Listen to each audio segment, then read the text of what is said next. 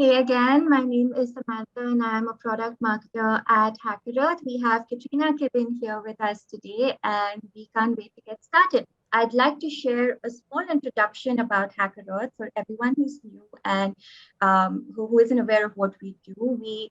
We basically help recruiters like you source, screen, interview, and engage with candidates we have out there, right? It's been a pretty exciting year for Hackerearth. We've done a bunch of amazing activities that have helped our customers not just source, but also hire the best engineers that they need to build from the ground up or even scale, right? And we do this through fun and exciting hackathons and hiring challenges. And as a company, we believe that we acknowledge that there are crucial elements within recruitment that one needs to pay attention to, right?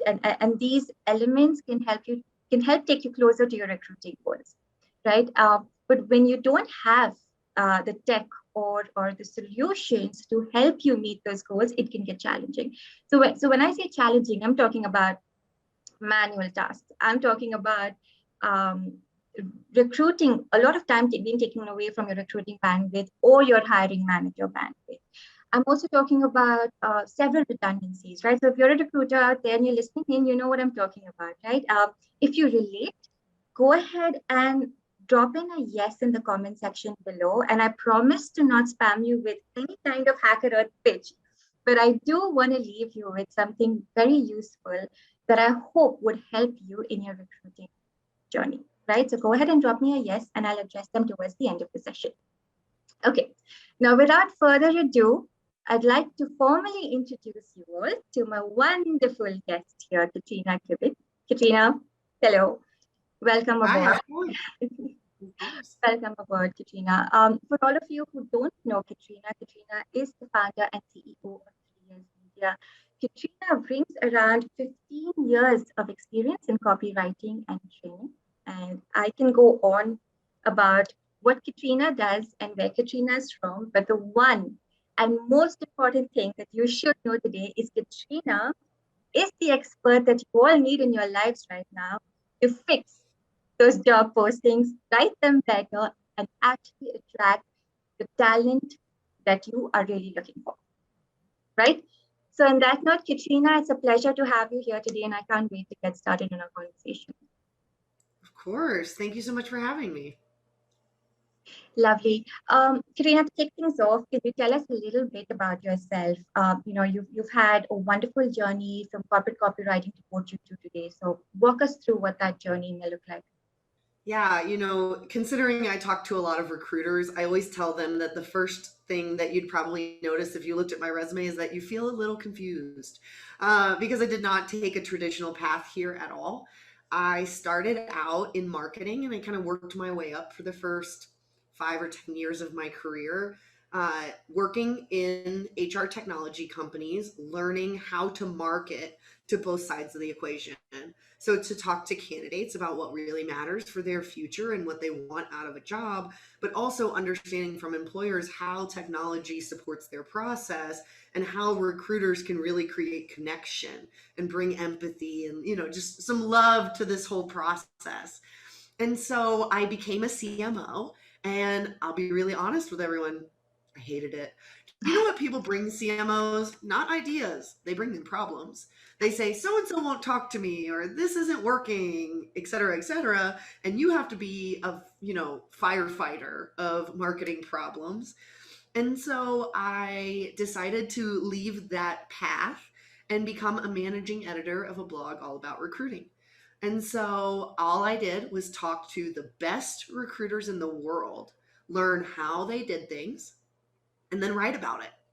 And I joke with a lot of my friends that I got a PhD in recruiting while I was there because literally, like, all I did was learn. All I did was, like, get this detail. And so I collected all of that. And then I got the itch and I wanted to do it. Like, I had sat in recruiting offices, I had done some, but I just hadn't actually done the technical copywriting that supports recruiting. Because here's the truth, I've been in this industry for 15 plus years, says the bio. And I have seen a million recruiting problems that easily could have been solved with better communication. Yet I never met another copywriter, not once. So I started a company to teach and do technical copywriting for recruiting. And so I have this entire team of people who really understand the how of HR and recruiting, but also understand why we need to communicate it more effectively, and then giving them that chance to actually execute on the learning. No, lovely. I think, you know, 15 years, right? How and where does that passion for writing job posts better even start? And a quick fun fact for the audience, and I know, Katrina, we spoke about this a few minutes before we started. Also, do share how you came about the name 3 Years Media, because I think that's fantastic, and I'm sure our audience would love to hear that as well. Of course, of course. So I okay, so 3 Ears Media is named after two dogs with 4 ears. 4 ears. And they are behind me. This is the little one with 2 ears and the big one with one. Because I didn't start my company with all the planning in the world. Frankly, I was in a bad job with a manager who was not kind or considerate of me. And one day they told me that I had no writing talent. And I remember thinking to myself, I can't do this anymore. And I'm confident that anyone watching this has had some kind of experience like that, because that's an unfortunate truth of the world of work. And that was the day that I decided I was starting a company. And I never could have imagined that this is what it would have become. Because when it comes to, so obviously I didn't like set out to be the job posting expert. That was not my gig. I'm a writer, right?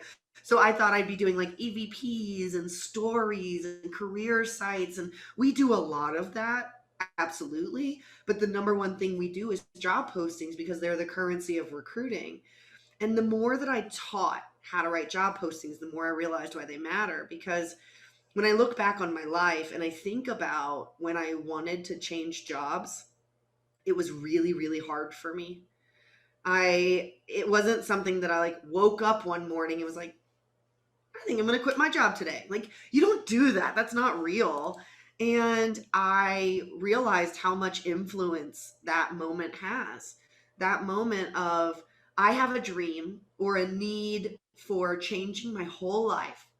And the confession of it is, I open up an internet window and I type in a job title and I hit enter. And what happens next should not be disrespect and lies. It should be clarity. It should be things that give people confidence. It should be honesty, compassion, right? Because that's how we can change the world. That's how we change pipelines. That's how we change teams. That's how we change cultures, is by giving the great people access in the first place. And so long story short, I had a marketing mishap. I told you guys I was a former CMO, right? I offered to write job postings for free on a webinar, and it turned into the biggest learning experience of my life. I wrote over 1,000 for free, and I learned how to write a job posting by doing it 1,000 times, every industry at every level. That's wonderful. And to add to that, I think oftentimes employers undermine the true potential or the importance of job descriptions, right? Like most times they're often a copy paste version of something similar being posted in the past. I mean, they're very rarely honest. They very rarely are compassionate and valuable to the person applying. And I think it's time we do acknowledge and realize that job descriptions are so crucial to set expectations right from the very beginning, because it's not just about your role that you're hiring for, but it's also about the person you're attracting, who you want in the team, right? Yeah, it's your whole life is on the line. I want the recruiters on this call to pay attention. Whatever you're multitasking, stop. Listen to me. You are a purveyor of optimism, and that matters. That matters in this world. And when we go into an equation, a hiring equation, and we put out copy and paste content, when we use something that's close enough, you steal optimism from people, and that's bad karma. That's not right. Like, That's not right for humans to do, period. And you have this incredible opportunity to give people access to work. I think you should spend a couple hours learning how to do it and to do it well. Right, no, absolutely. And I agree with that 100%. Um, on that note, let's start with job ads, Katrina. Job ads and job descriptions, right? There's this common misconception that job ads and job descriptions are the same thing. Are they really, or are they different? What are the important differences that we need to know before we start, writing job ads or job descriptions? Yep. So it's really a three-phase process, and I would almost think of it as an evolution. The first is the job description. It's a legal document. It belongs in a filing cabinet. It's the document we will go back to if we need to fire this person and we need to make a case. I'm just going to be really honest. That's what a job description is, but it belongs in a filing cabinet. I do not want to see it on the internet. And that's the mistake that a lot of people make, is that they just do one version, put it on the internet, and call it good. So the next phase is a job posting, and that's what I specialize in. And so a job posting is a marketing version of a job description. It is literally created to attract the right person to the job so they can get the information, and the outcome, the call to action is, yes, I can do this, or no, I don't want to. That's how level of clarity, that's the bar we set, that a stranger could read it and know what it means. A job ad is how you market that job posting. And often I tell my clients, just grab a sentence. Grab a sentence that really captures this role, either the impact or the everyday behaviors or those baseline requirements. Use each one in different recruitment ads to drive traffic and to see what gets the most reaction from the target audience. It's a really good way to test with clarity and good content that you don't have to create separately. Mhm. Right. And you see tons of these job ads out there every day, right? That there are hundreds of them, thousands of them being posted. So what are some of the most common reasons that you think these job posts are ineffective today? Are not. Are ineffective today. They're Good not hit. effective. Sorry. I was like, are effective or are not effective? Got it. Okay. So the reasons why they're not effective, the first one that I see all the time is that the job title is completely wrong. So who here would apply to a associate recruiter position if you are currently a director of recruiting? Anyone? I'll wait for the chat. No one jumping at an associate recruiting role. Exactly, because that's not how you identify, that's not how you see yourself. But what if I said this? Well, that's just what we call it at my company. That's our internal name for it. It's the same as being a director of recruiting anywhere else. Anyone want to apply now? Right. No, you don't, because you want the title. The title means something to us emotionally, because work is a reflection of who we are, or at least we like to pretend it is. And so I tell people we need to use the job title that this candidate is searching, right? So what would they search? You need to analyze that. You need to know how you picked it.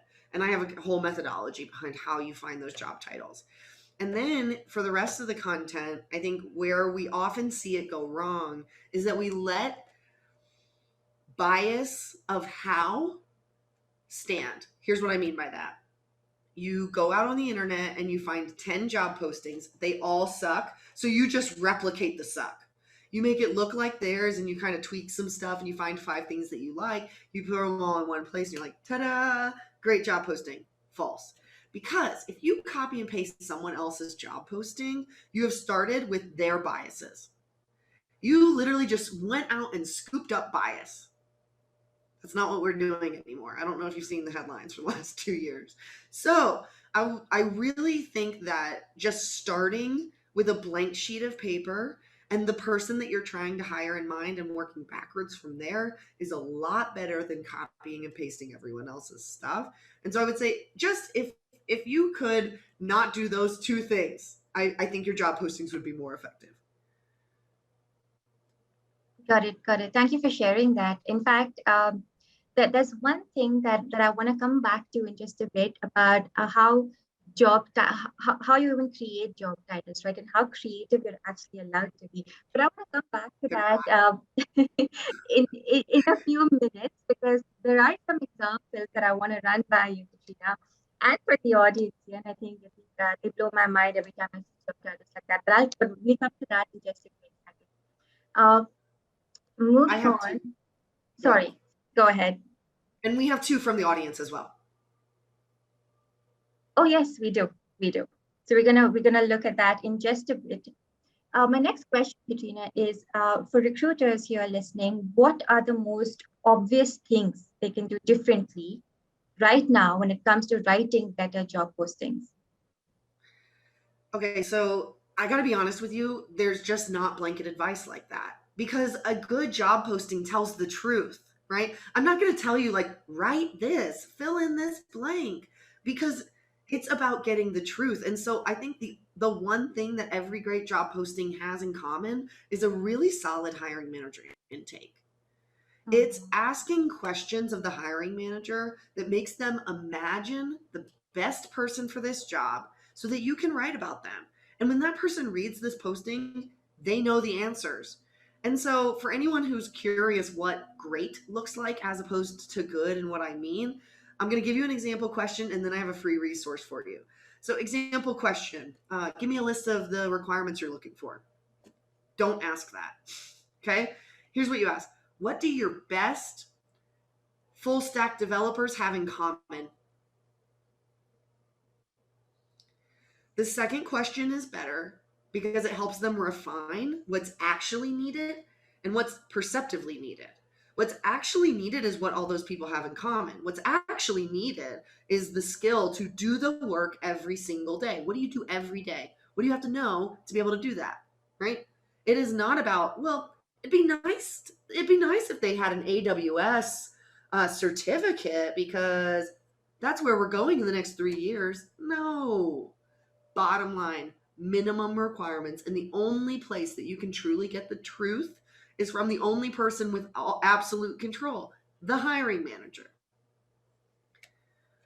Right, right. So, And free resource, sorry, 3 Years Media, there's a free hiring manager intake. So you can actually download it and use it right now to go and do a job post intake that will actually get you the intel that you need to get the right person into the job. right.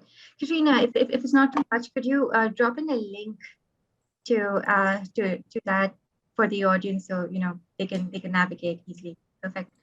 Thank you so much for that, Katrina. So moving on to, and I know you said it's not one size fits all, right? And there's no blanket advice for the best job post out there. But what are some things that one should keep in mind while actually drafting them out in terms of, is there a word count to follow? Are there any words to avoid, or word choices that one could keep in mind during crafting the entire job post? Yep. So word count, we're aiming for about 250 words because that's the length of the average person's attention span. We shouldn't write things that people don't want to read. Do not waste your extra words. The other thing that I look for in a posting is I do not want to see cliches and buzzwords. We're a highly collaborative team looking for an ace, a rock star to join. Blech. Awful, awful. Because here's the thing: while I think I know what you mean, the truth is the language is not universal. And so, really, you need to explain what highly collaborative means in practice. You need to talk about what being a team player is and is not. That's where you can clarify and actually get to the intel that you need. The other piece, we're looking at, so length, we said 250 words. We also have a bullet cap. You may not use more than 1/3 of the content. It's usually about 7 bullets because we actually start to see people drop off there because the bias is starting to creep in. What else? What else? I think that's a good place to start. Honestly, if job postings would just stick to those 3 rules, I would not be as busy. Well, I think Marco has a follow-up question to that. Is there common patterns a posting may contain? For example, preamble, skills, summary. It depends who you're hiring, right? And I said that before, there's no universal answer. But I really encourage teams to use structure, not templates. So we're kind of implying template, and a template tells people what to say, a structure tells you what to convey. So you should know what to convey, and that's what is important, not the pattern. What to convey is everyday tasks, the impact of this role, and the bottom line requirements. What to convey is here's what you can expect every day, but you do not need to follow some formula to tell that story. Right. Right. Well, next on my mind is coming back to what you spoke about job titles, right? And how specific and quite honestly simple they need to be.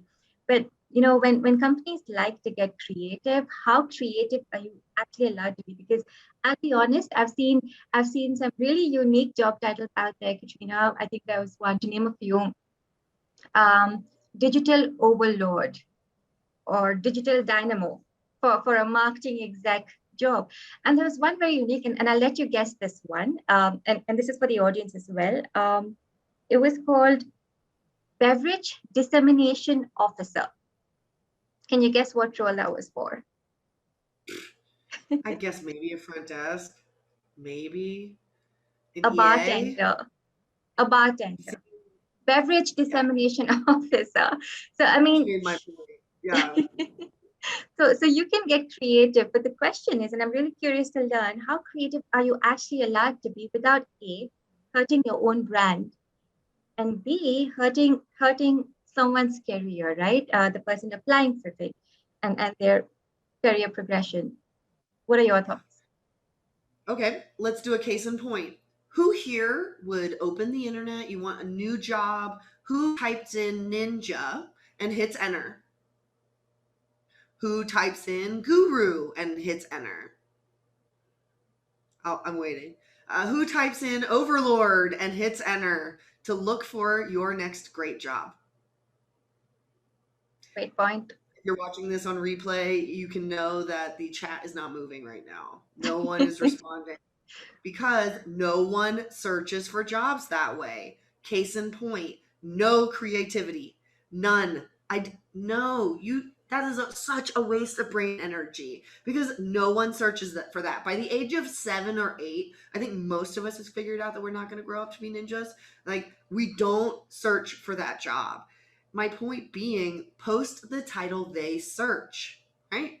So if you know you're a director of recruiting and you think this person is director of recruiting, I want you to go on the internet, type in director of recruiting resume, and tell me if you would hire those people. Look at a couple of the resumes. You just go to image search results. You'll find millions by typing in that phrase. You can go through that, look through them. If you would not hire the first 3 to 5 people, the job title is wrong. Keep guessing. Then once you have a few job titles in mind that you know are accurate, you can use Google Trends to compare and actually pick the one that gives you the highest traffic volume. But again, it's not a creativity contest, and that is a waste of your creative energy. No, no, no, no. That's my answer to that. Point taken, and I think that makes so much of sense because I don't think none of us would actually Google the word guru or overlord or ninja when we're looking to change jobs or we're looking for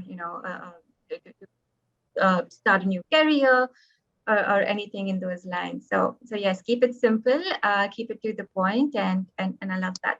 Thank you, Katrina. I think on that note, we're ready to pause and go through some of the job descriptions that a few folks have shared in chat. Katrina, would you like to review the first one by Ingrid? Happy to. All right, let me share my screen so everyone can see what I'm looking at. Screen number 2. Looking at some beautiful mountains as well as some job postings. Okay, so this is for, let me pull the chat so we can give them a shout out for being very brave, for Ingrid. All right, Ingrid, thank you for being so brave. And I just want to be clear, I am not, the intent is never to be unkind. I understand that we all have a growing space when it comes to writing, and so many recruiters walk into this thinking, I'm not a writer. And that's why I just want to thank Ingrid again for sharing this and being brave, okay? I think all of you should be brave, because learning how to write is one of the most important skills that any recruiter can have. Now I'm going to get off my soapbox. Okay. The first thing I would say that I noticed right off the bat, and mind you, I've looked at this for approximately 40 seconds, you never lead with about your team, because that's not important to the average person. And when you post your jobs or they get scraped out to an Indeed or anywhere else, the first thing every person will see in the preview, the free real estate that you get, is about you, not about them. You want to give them qualifying information up front so that they can say yes or no based on the preview, not based on who you are. I don't want people applying to my company because they think we're cool. I want people applying to my company because they can do the job. So that's number one. Going into this section, I love that you're leading with the impact. You're going to help us grow our existing franchises and upcoming new games. We've doubled our revenue. We need you. Love, love, love that impact. It's so simple, and I feel like the right person will be attracted to that. If anything, you might add some details about those new games or your track record so that they can see that this is something within reach. And this is just me being a writer and like adding extra advice. Again, I love this. You'll lead a team of 4 to scale. These games have passionate, So I think some of this stuff, while I think broadly the information is relevant, I don't know that we need all of it.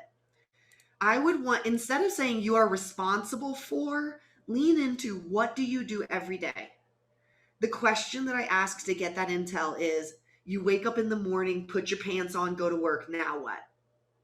I want some of that story instead of, again, using language that I think is a little too broad. You'll be responsible for. How responsible? Am I the sole owner? Am I the team lead? Am I the final approver on all things? With tech, you always need to have a few things. Autonomy. How autonomous is this person? Do they work by themselves, with a team, whatever? Tech, right? The actual tool they'll be using, and an example of what they can do with it. So instead of you'll be responsible for all aspects of user acquisition, it's helping them self-identify. You have been the person to lead all aspects of user acquisition from this to this to this. Example, example, example. So that they can say yes. This is hard to say yes to.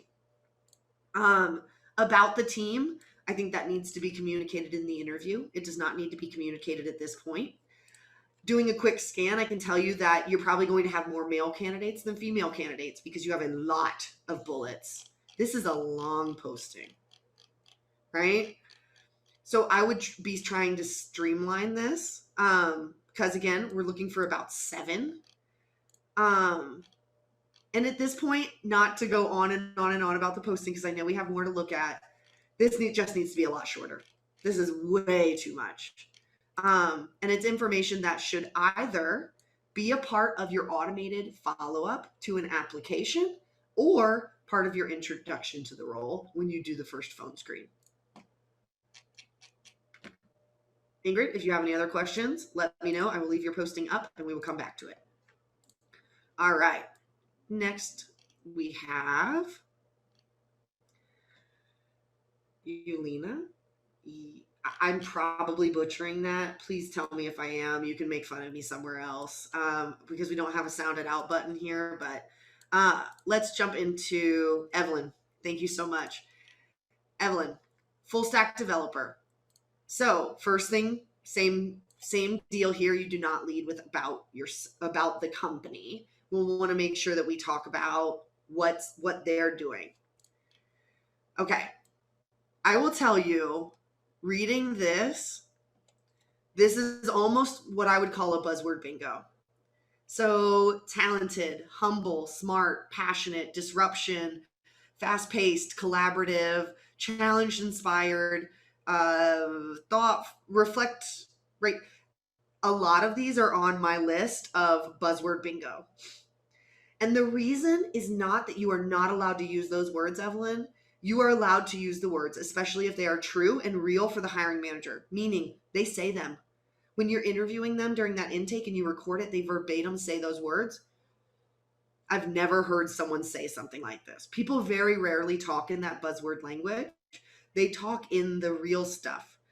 And so this is not saying we're looking for talented yet humble people. It's giving an example of what talented yet humble people do. It's how talented yet humble people behave. And so we're going to go back to the basics again here. We really want to see the impact of the role. Why are you there? We do not hire people for fun. And it looks like you have that right here. We want to lead with that. We're going to talk about everyday experiences. You did a great job here. You need to add autonomy and scope here. So how fast, right? What technology? How independent? I'm not getting that. Are they working side by side with a team? Are they by themselves? I have you'll work shoulder to shoulder, but that doesn't say how much of the code I have to write. Are you coding 100% and then it goes to a QA person? Give some of the process. Talk through your style. Let's talk about this area because I think this is where if anyone on this call is writing tech roles, this is probably where you're seeing the most familiarity with your own posting. Number one, years of experience. We do not use years of experience, and here's why. Years of experience quantify time, but they do not qualify people, right? So let's say Samantha and I were both product marketers for 1 year. Do we have the exact same experiences if we worked at two different companies? Absolutely not. Two recruiters, one in healthcare, one in gaming. Do you have the exact same experiences? Hell no. But we both have 1 year of recruiting experience, so why wouldn't you just take both? We know all the reasons why that does not work. So you need to qualify, not quantify. What did they do during those 2 years that would qualify them for the role? I like to ask, if you were scanning the resume and you didn't see this kind of project work, you would crumble it up and Kobe it into the trash. What are you looking for? That's what belongs here. Proven track record. No. What did you build? You have built a purchasing system. You have built a user experience that helps people do this, whatever that is. And again, down here, I understand what you're trying to do, right? You're trying to say, it'd be really great if you had these things and we'll work on it. The average candidate reads this and goes, I'm not qualified, especially a candidate from a diverse background, whether that be they have a different color skin, they have a non-binary identity, whether they have a different, they are LGBT. I can go on and on and on. And what happens is the psychology of the world tells us that we are not qualified unless we are 100%. That is something that has happened over the last 100 years, and it's something that we cannot control. We were told not to apply. I could pull up a job posting right now from 1920. It reads like this. Okay, it doesn't talk about Java and stuff, but it's a list of 1 year of this, 2 years of that. And at the time, it literally was created to keep Black people out of jobs, right? We use these exact same tactics now without that blatant intent, obviously, but the psychology of it is still there. When I see the requirements stack up, it's probably not for me. I'm probably not there. Unless you have lived a life of privilege where everything just worked out for you, most people read stuff like this and assume that they're not good enough. Don't do that to people. That's why I keep emphasizing that, tell the truth before them, because that's how we can change the world. It's by giving people access to work. It's not just about doing this right, because right and wrong, it's not so clear cut. Evelyn, if you have any other questions, again, thank you so much for being brave. Thank you to everyone who's on. Let's go to the next one. So this is a supply coordinator. I'm literally looking at this for the first time. All right, so I'm noticing some typos right out of the gate. I just want to point that out, not to shame you, but to say that I think typos convey a certain level of mutual consideration. And I do believe that, especially on those critical roles, you'll have people who something as simple as a typo can make them not apply. So make sure we're proofreading, make sure we go through this. Next, I'm definitely getting some of the buzzwords: enthusiastic and goal oriented. Instead of saying enthusiastic and goal oriented people, why don't we talk about enthusiastic and goal oriented examples? So you are, every day, you will enthusiastically communicate goals to managing and processing partners across all of our supply orders. That's the flip of this. Instead of saying, you will be an enthusiastic and goal-oriented person, tell me what you do enthusiastically. Tell me about your goals, right? I think, again, we're definitely hitting a bullet cap here where you will see more men apply to this role than women, because we just have too many bullets. And you're probably at about 90% bullets, and we want to be at about 30% bullets.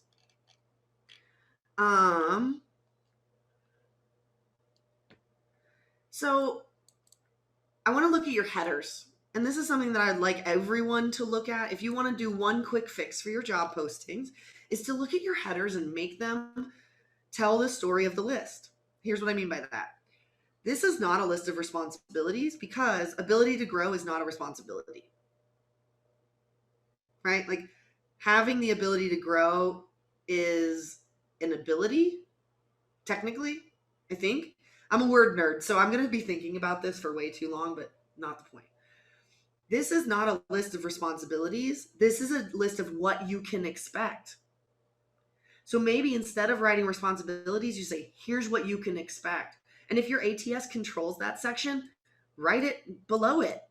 Just start the list and write it into the bulleted list. You can work around the ATS and say, here's what you can expect: daily inquiries from customers, upselling customers, building and maintaining relationships, right? That's something that people can actually respond to. Requirements.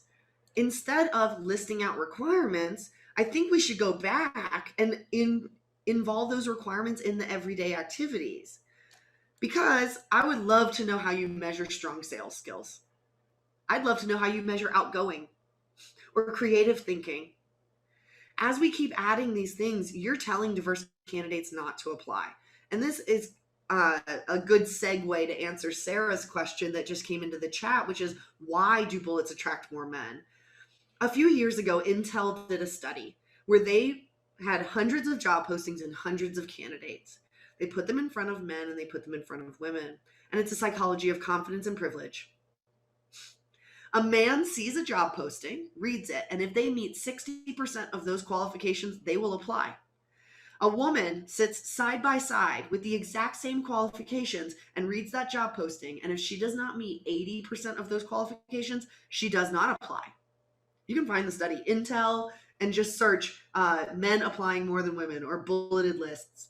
You can get the entire study, and Textio actually supported that study, doing another research study overview, and that's where they came up with limiting it to about 30% and giving that advice on conversion, because they were actually able to track from click to conversion.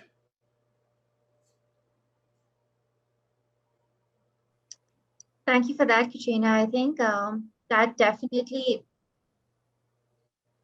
sorry, I thought I lost you for a quick sec. That definitely is a very interesting point as well. Something I personally didn't know. How much of a difference can the number of bullets you have in a job post actually make? Definitely didn't know about the Intel study as well. But that brings me to a question that I wanted to bring up while you were, reviewing the job description that we have on screen right now. So when we talk about actually trying to find ways to keep our job descriptions free from bias, there are ways that we could sort of, job descriptions can end up being biased unconsciously or not, right? So So reducing the number of bullet points to 30% is one way to ensure that you're diverse, that you want to invite a diverse pool of candidates actually applying. What are some other things we can do to ensure that our job postings are free from bias, and we sort of keep it neutral across the board, inviting a fair opportunity, opening a fair Yeah. opportunity for both, for the entire audience.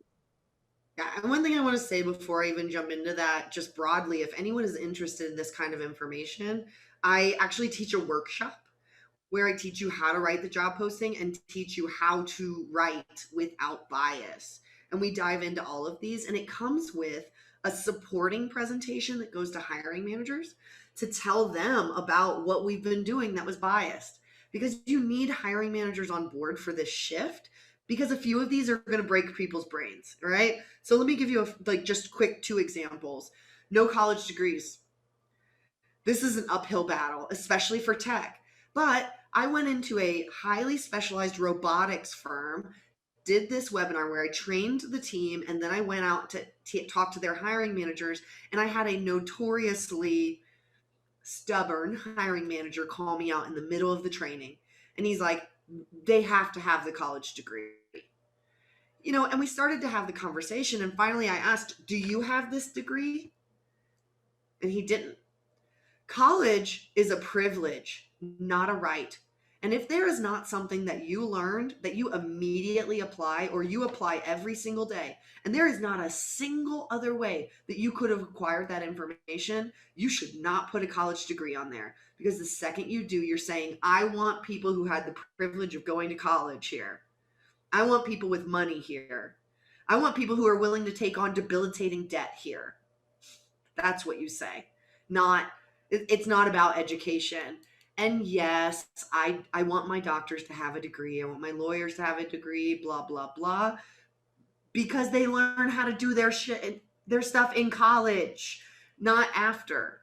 I'm a marketer by trade. I'm a CEO. I do not use anything I learned in my college degree to run an entire company. If that's not proof, I really don't know what is. The second one, years of experience. We touched on it briefly. When you say 5 years, the only truth is that you are asking for someone 5 years older, because we've all had different experiences. Like, the example that I'll usually give is, okay, Jeff Bezos and I are both CEOs. Let's use the most ridiculous example. We're both the CEOs. We've both been CEOs for the last 3 years. I've been a CEO for 3 years now. Would you put us up for the same job? No, right? Because the quantification does not matter. It's the experiences you have had that qualify you for the job. Right, right. And to add to that, and there's so much truth in the statement of how college degrees are not, don't have to be the priority, don't have to be important, because when you speak for technical roles, when you speak for the technical community, you have a lot of self-taught developers out there who are great, who are excellent, who are founders of some of the successful tech companies out there. So I definitely do agree. I think that having a college degree and highlighting that as one of the most prioritized requirements for your role shouldn't be there at all. I mean, imagine, right? I'm talking to this robotics engineer, and he is insistent that we have this one thing. So I said, does everyone on your team have that thing? No. Does everyone who has this job have that thing? Well, they're in the No. No is the answer. Do you have the thing? No. How dare you stack that up as a requirement to stop someone else to get in here when you are self-taught? Your entire team is self-taught. You don't want anyone who's self-taught here? It doesn't make sense. It just doesn't. It doesn't. Makes my brain hurt. No, absolutely. I think we have a question from Hunter, who asked, how long can a bullet actually be? For example, if we say we want someone familiar with multiple coding languages, is there a limit to how many we can list in one particular bullet? I mean, yeah, one thing at a time. Like one process, one system. So the way that I usually formulate a bullet is you've used this tech to build a Y, and then we go into like autonomy and scale. You've used Java to build an ordering system all by yourself. You know how to code from idea to production. I don't need to talk about all the other tools, because the thing that I've learned, and mind you, I have rewritten the entire tech job library for some of the biggest tech companies in the world. Okay. I will not name drop, but trust me, you've heard of them. And the thing that I found very, very consistently is that it's a base code. So everyone on the team needs to know the base, which is typically Java, AWS, right? It's one big thing. Everything else is learnable, or it's in that, what I mean by principled is that if you know this, you might also know this, because they're so similar. And clearly you have a learning aptitude if you have decided to take it on. And what I'll often say is not listing out codes. List the core codes, talk about what they've done with them. And then I do not say you have to learn this. It's you have a learning aptitude and you go out of your way to learn new code and take tests just to be better. Because I want that more than I want the person who's like, yeah, I've done all these codes, and all they know how to do is like write 3 sentences. 3 lines. You get what I'm saying. They can like write a button click yes code sequence. They can't actually do the work. Right. And just a quick follow-up to that, Katrina. How much information is too much information? I think that goes back to what you said, keep it short, keep it simple, list down the core skills that you're looking for without diving deep into, the details of what the day-to-day would include. Could you maybe share a little more about how much information is too much information? Because at the end of the day, you're writing for someone, and you also want to keep that interaction open throughout the engagement, right? So you want to save some amount of details for when you interact with that candidate and when there's a follow-up conversation as well. So what are your thoughts on that? Yep. So I would say you got to keep it to the bare minimum. At the end of the job posting, your goal is that this person walks away saying, yes, I can do this, or no, I can't. Yes, I want to. No, I can't. Right? And so if they can just do that, that's the baseline, that they need to be able to say that. And so typically the only thing you need to convey to get that across is the impact of the role, because that tells them I want to. The everyday activities tells them they can. And the bottom line, to thrive in this role, you must. Baseline requirements. You can't do number 2 if you do not have number 3. That's pretty much it. The rest of it is what I would call like, it's kind of like your defense. So example, if we know that people quit because they tell us that we didn't tell them what they do every day clearly enough and they feel confused, I'm going to create a section called here's what you do every day. And I will tell the truth, right? And this is where the strategy comes in. Or our developers leave at 6 months because they aren't bought into the roadmap. I'm making this up. Okay, in 6 months, you'll know you were successful if. And I tell them the benchmarks I'm looking for, right? It's about writing for them, not about work. I think that's the line. When you start writing about work, we're a highly sought after team that blah, blah, blah, blah, blah. You're writing about work. When I'm writing for them, I'm like, this is a team you can rely on. That's the distinction. Right. That makes a lot of sense. And coming to talking about yourself as a company in your job description, so Harry has a question. Is it good or bad to list company short stories, culture, or benefits above the actual job descriptions when you're building out the job ad?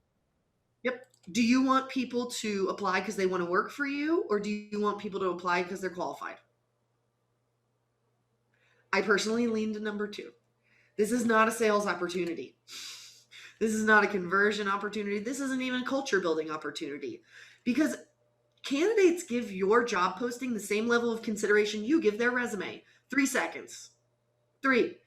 So I really think that we need to lean into giving them the facts they need to make a decision instead of giving them the facts that they need to persuade them of something, because that's not what we should be doing. And the link that I just shared can kind of give people that next bit. So I realize that we only have a few more minutes. And if you want the rest of the answers as far as the job title, what's important, how to write about your company, all of that, that ebook literally breaks out all of it and the stuff that I can't say in an hour. Katrina, thank you for that. I think we've gone through most of the links that came in over chat. We've reviewed job descriptions. We've spoken about the things that matter and the things that are okay to leave out when you're crafting out your job posting. We've covered most of the questions as well. So with that, our webinar has come to an end. Katrina, thank you so much for walking us through this live examples. It was absolutely insightful, and I'm sure I'm walking away, right, with a lot more understanding of what it takes to fulfill job post. I do have one final question, and this is because we have a combination of recruiters, of hiring managers, of talent acquisition specialists dialed in today, and I think this is a golden question for everyone. When it comes to writing job or owning job posts, who in the entire talent community should own it? The recruiter. It is not the hiring manager's responsibility, because to me, this interaction is a moment to build trust, to actually connect with the hiring manager about the future, about the goal, about what good looks like. And I, deep in my heart, and this is not a sales tactic, it's just my truth, I believe that every recruiter should know how to write a job posting, and they should be the in-house go-to expert for building a pipeline. And that is one of the biggest tools in the tool belt. All right, Katrina, thank you for that again. Before we wrap up officially, I know we have a couple more minutes on the clock. I'd like to go back to the question I asked earlier on during my introduction. For some of you who were able to relate to the recruiting challenges that I mentioned, right? We're talking about manual tasks, we're talking about challenges around engaging candidates in your entire recruitment activity, the entire life cycle. Know that this does not have to be challenging, right?